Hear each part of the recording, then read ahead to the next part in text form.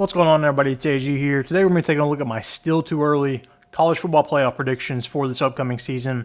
I did a way too early predictions a couple months back, but I've had a few changes since then. So we're going to take a look at these changes. We're going to go number by number. I will break down the 12 teams. I'll go 12 through 1. I'll talk about the teams that are in the hunt. I've got about 4 or 5 of those, and then I'll talk about the teams that dropped out for me that were in last time. So while I'm doing this, go ahead and join me down in the comment section. Let me know your teams. First off, we'll start with the droppies. All right, I had one team drop out from this last time. That was Notre Dame. All right, Notre Dame, I had them in last time. Looking at their schedule, though, it's going to be a little difficult because if they do drop a game, they're going to need one of those teams that they do drop it to be really good, to be in the college football playoff, probably to even make it. Teams they might lose to, you got Florida State on there. You got Louisville. You got USC. Other than that, it's fairly manageable. It's a manageable schedule, but if, like I said, they lose to one of those teams and one of those teams is not in the college football playoff, they might struggle to get in with one loss. All right, so let's talk in the hunt. All right, in the hunt, I've got a few teams on here. LSU, Louisville, Miami, Utah, and Florida State. All right, so breaking those down, LSU, you've got a tough comparison here. So as of what I've got with these 12 teams, I've got LSU with 2 losses right now, and then the rest of these teams have at least one, at most one loss. And LSU's got 2. So the question is, how many teams are they going to put in from the SEC? Because I've got a ton of them in here, fair warning, spoiler alert. But is a 2-loss LSU getting in over a 1-loss ACC or Big 12 team that didn't win their conference? That's the question we're talking about here. As of right now, I'm going to say no, because I think they want a little parity in here. For example, if you get too many SEC teams in here, you're going to struggle having first-round matchups with teams that haven't played each other. Like as of right now, hard enough as is with so many SEC teams, where finding out who has played who to where they're not having to play each other again in the first round. But LSU I've got out right now with 2 losses. Louisville, Miami, and Florida State, all 1-loss teams in the ACC. All right, one of them might get in, but I've got another team in here that's 1 loss, fair warning, that I think is going to get in as well. Then Utah, are they going to win the Big 12 or not? I don't think they're going to be able to get in without winning the Big 12. It's going to be very difficult. You're going to need a lot of help. And then talking about those ACC schools, kind of the same situation. It's going to be pretty difficult to get in with 1 loss, assuming, they go through unscathed. All right, starting off at number 12, this is going to be the G5 representation, Memphis. All right, Memphis I think is going to be really good this year. Some other teams I think could be here. You got Liberty, you got Boise State, you got Texas State. I think they'll go undefeated this year. Memphis, though, I think could get in even with 1 loss. They're playing Florida State early on in the non-con. We'll see how they do there. We'll know a lot about them by then. But I think even with a loss to Florida State, I think Memphis can get in. Their offense is loaded this year. Seth Henigan at quarterback is going to be an All-American candidate. He puts up some seriously good numbers. But I think Memphis is going to be very good this season. All right, number 11. I've got NC State. All right, so this is my at-large team out of the ACC. All right, they've had a little movement here, so I had them at number 4 last time in my top 4 because, again, the top 4 are the winners of all the top 4 conferences, all the Power 4 conferences, so they're going to get automatic buys. But NC State I've got right now not winning the conference. Now, I think they could beat the team that did win the conference in the regular season and then lose to them in the championship. And NC State, they're going to be aided by, they play Tennessee in the non-con. I think Tennessee's going to be pretty good this year. So if they can beat Tennessee, that's going to really bolster their resume to where they could lose a game in the ACC and still get in, I think, as an at-large. So you're kind of comparing NC State with 1 loss to the ACC champion versus a 2-loss LSU team. NC State's got that win over Tennessee. I think that would help them out here. All right, going number 10. Missouri. All right, Missouri, I think they're going to be really good this year. With a lot of these SEC schools, they don't play each other. So a lot of them are going to have 1 loss, I think. I don't know how exactly the tiebreaker is going to work as far as who makes the SEC championship. Similar with the ACC, a lot of these teams I've got with probably 1 loss right now. So how is the tiebreaker going to go to where determining who gets in the championship? We're going to have to wait and see. But Missouri, I think, has been really good this year. I've got them losing to Alabama right now. But I think they're going to be really good. They've got Brady Cook back at quarterback. They've got Luther Burden back at receiver. They've got some good running backs coming in to replace Cody Schrader. They should be really competitive. All right, number 9, Ole Miss. Ole Miss should be really good this year as well. I've got them with 1 loss right now. Lane Kiffin's got a really talented team this year. Might be his most talented team yet. They loaded up in the transfer portal. You got Jaxson Dart back. Yes, they lost Quinshon Judkins to Ohio State, but I think they're going to be fine. I think Ole Miss should be really good this year. Number 8, Alabama. All right, Alabama and Ole Miss don't play in the regular season, believe it or not. Alabama does play Missouri, though, like I said, so they've got to win over them. Alabama does play Georgia. All right, so Georgia, we haven't talked about them yet, obviously, but wouldn't want them playing in the second round, for example. So you get this matchup, Alabama and Ole Miss in the first round. Should be a good one. All right, moving on to number 7. Penn State. All right, Penn State, I think they're going to be really good this season as well. I know I've said that about every team on here, but obviously this is the playoff. These are the top 12 teams in the country. They're going to be good. Penn State, though, you got Drew Aller back at quarterback. They've been really competitive these past few seasons, just haven't been able to get quite over the hump. That being, Michigan and Ohio State. I think Penn State and Ole Miss benefit the most out of any team from college football playoff expansion.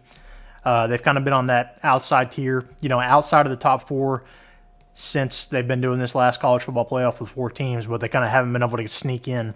But they've kind of been right on that outside looking in. Like, I think a couple of years ago, Penn State was probably the number 5 team in the country, but Ohio State and Michigan made the playoff.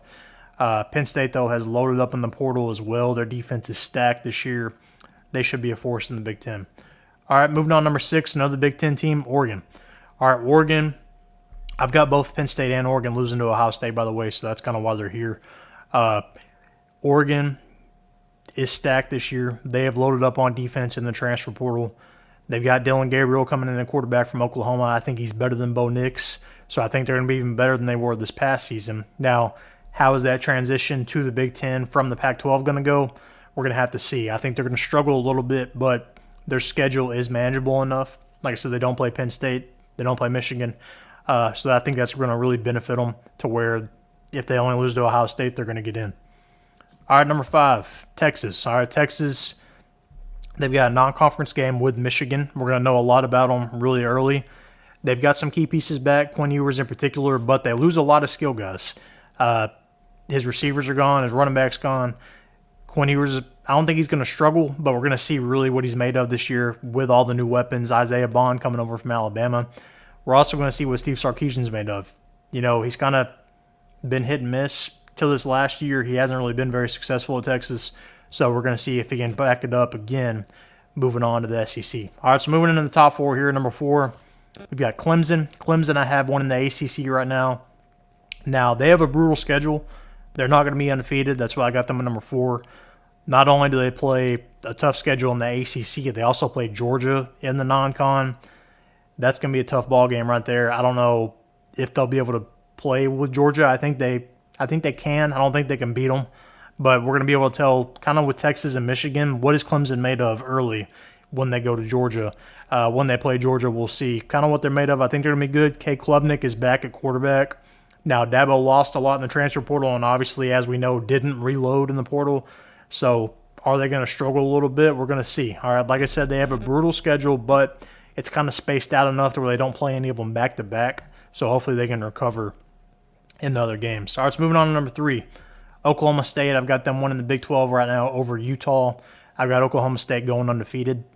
I think they're going to be a really attractive team for people betting in the Big 12 this year. Why not? They've got everybody back almost from last season. They made the Big 12 championship last year. I know they were kind of hit and miss last year. They lose to some weird teams. They lost to South Alabama, but they make the Big 12 championship anyway. You've got Ollie Gordon back. He's a Heisman candidate, Doak Walker candidate. Alan Bowman's back at quarterback. They're stacked. Oklahoma State should win the Big 12 this year, I think, despite not really being the favorite for a lot of people. Our number 2, Georgia. All right, Georgia, I think, is definitely one of the top 2 teams in the country right now. Now, they play a brutal schedule as well. Yes, they play Clemson, but they also play a lot of these teams that I've talked about from the SEC that have made it. Like a lot of these teams, their one loss is to Georgia. They play Texas. They play Bama. I think they play Ole Miss as well. There's no way they're making through that unscathed. If they make it through on that undefeated, they're going to be beat up to heck. I think they're going to lose a game or 2. I wouldn't be surprised if they lose 2, honestly, with how many tough games they play. And not even to mention, like I said, Clemson in the non-con. So Georgia's they've got not really super question marks, but kind of like Texas. All right, they've got their quarterback back and Carson Beck, but they lose pieces. Lab McConkey, Brock Bowers. How is that going to fit around their offense? We'll see. Georgia is stacked again. That roster is always loaded right now with Kirby Smart. But again, their schedule is so tough. I don't see how they make it through it undefeated. All right, number 1, Ohio State. All right. Now, they play a pretty difficult schedule in the Big Ten as well. They play Oregon, they play Penn State, they play Michigan. So it's going to be tough. But the Buckeyes should be really good this season. Once again, they loaded up in the transfer portal like a lot of these teams. All right, you've got Travion Henderson back at running back. You've got Ibuka back at receiver. You bring in Quinshon Judkins at running back. You bring in Will Howard at quarterback from Kansas State. You bring in Downs at safety from Alabama. This is the year Ryan Day's got to make it happen. They've kind of had to wait out this window of Michigan being so stacked with Harbaugh, with McCarthy, with Blake Corum. Now's the time if you're going to make a push to the playoff. Now's the time. This roster is stacked. It's loaded. I think it's them or Georgia right now as far as who are the 2 best teams.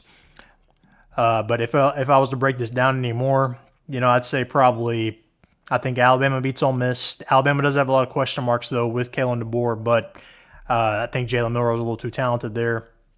Then I would take Ohio State over Alabama. All right, then in the bottom half, or bottom left, I would say Texas beats Memphis, although I think Memphis is going to be pretty good. And then I would say Texas beats Clemson to set up an Ohio State-Texas matchup. And I think as of right now, Ohio State's too overpowered. I would put Ohio State going to the championship. Then on the other side, we've got Penn State and Missouri. Give me Penn State in that one, setting up a Penn State-Georgia matchup. I think Penn State's going to be kind of slept on this year. I think they're going to be really good. But I think Georgia's too much there, so give me Georgia. That bottom half, we've got Oregon and NC State. Give me NC State in that one. I think NC State would upset Oregon. Both of them are going to be really good, but NC State really loaded up in this transfer portal. I think this is Dave Doran's best team yet. And then an NC State-Oklahoma State matchup, I think that would be really a juicy matchup. I think that'd be a good one. Give me Oklahoma State there. I think they're pretty stacked this year, though. Like I said, they've got everybody back, so they're a very experienced roster. Then you got a Oklahoma State and Georgia matchup. Give me Georgia versus Ohio State in the championship. That would be a tough one. As of right now, I would lean Georgia probably, but I need to see a little more from both teams, obviously, before I'm 100% sure. But those are my still too early college football playoff predictions. What do you think? Who would you add on this? Who would you take off? What changes would you make as far as the order? Let me know. Comment down below. Make sure to like this video, and most importantly, subscribe.